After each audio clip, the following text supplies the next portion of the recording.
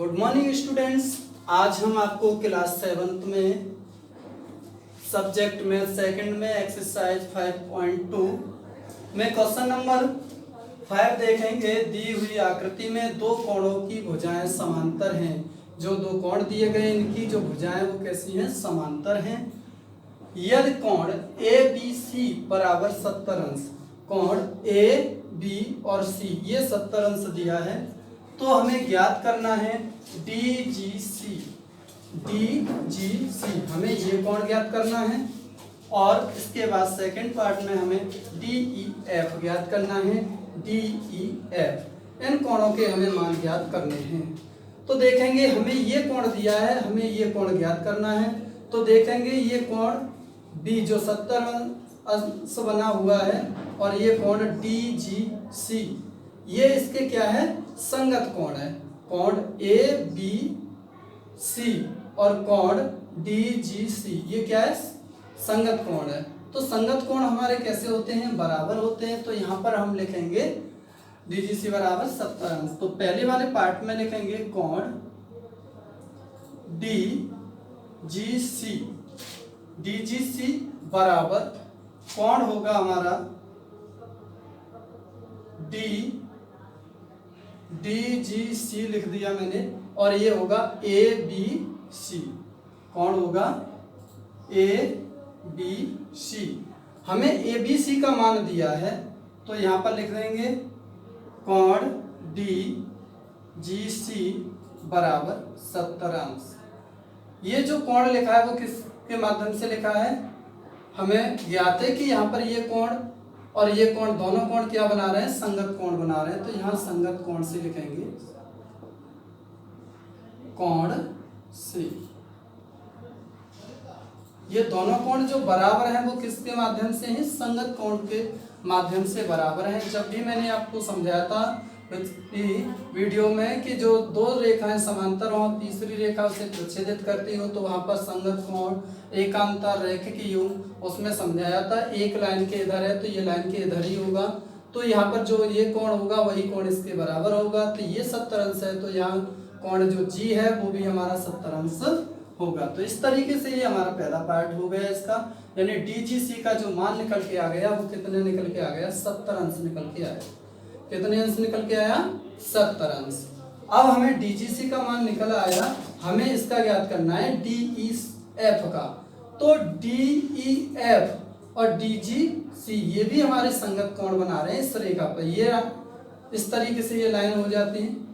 तो ये दोनों रेखाएं कैसी हो रही? समांतर हैं। जब समांतर रेखा पे ये दूसरी रेखा ये तीसरी रेखा ये क्या कर रही है? प्रच्छेदित करती है। तो यहाँ लाइन के इधर कोण बना है हमारा 70 अंश का, तो ये लाइन के इधर भी 70 अंश का बनेगा। तो ये किसके माध्यम से? संगत कोण से। तो यहाँ पर लिखेंगे इसका दूसरा पार्ट, हमें ज्ञात करना है कोण DEF बराबर कोण DEF हमें ज्ञात करना है और DGC का मान ज्ञात दिया है। तो लिखेंगे DGC। ये किससे लिख दिया हमने? संगत कोण से।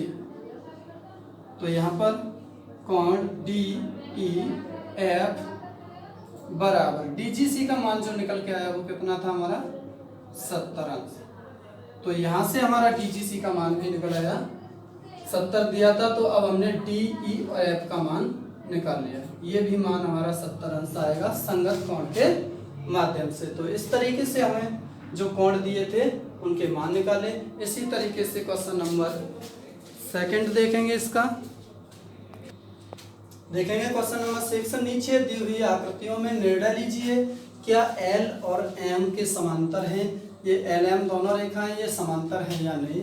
तो देखेंगे ये तीसरी रेखा से M प्रच्छेद करती है प्रच्छेदित, तो यहाँ कोण बनता है 44 अंश और यहाँ 126 अंश। तो ये अगर इन दोनों कोणों का योगफल 180 अंश हो जाए तो ये L और M रेखा कैसे होंगे? समांतर होंगे, क्योंकि एक ही तरफ बने कोणों का योगफल अगर 180 अंश हो तो वहां पर रेखा L और M समांतर होंगी। तो देखते हैं यहाँ पर 126 प्लस के 44 जोड़ते हैं तो देखें 4 और 6 कितने हो जाएंगे 10 और 6 वो 4 और 2 6 और 1 7 और 1। यहाँ पर योगफल कितना आ रहा है 170 अंश आ रहा है। यदि 180 अंश होता तो ये एल और एम कैसी होती समांतर रेखा है, तो यहाँ पर लिखेंगे एल और एम समांतर रेखा नहीं है। अतः एल और एम समांतर रेखा में नहीं है।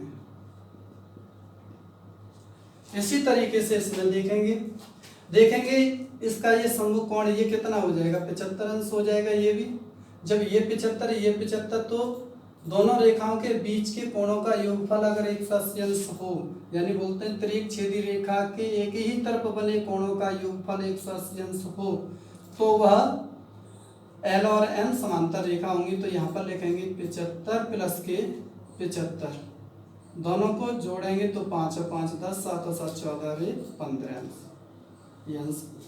तो ये भी 180 अंश नहीं है, तो यहाँ पर भी रेखा है एल और एम समांतर नहीं है, तो यहाँ भी लिखेंगे अतः एल और एम समांतर रेखाएं नहीं है, नहीं है। अब देखेंगे इसमें तीसरे वाले को, तो देखिए ये समकोण तो ये भी हमारा कितना हो जाएगा 57 अंश। अब इन दोनों को जोड़ेंगे तो 123 अंश प्लस के 57 अंश, जोड़ेंगे तो 7 और 3 10, 5 और 2 7 और 1 8 और 1 180 अंश हो गया। तो यहाँ लिखेंगे अतः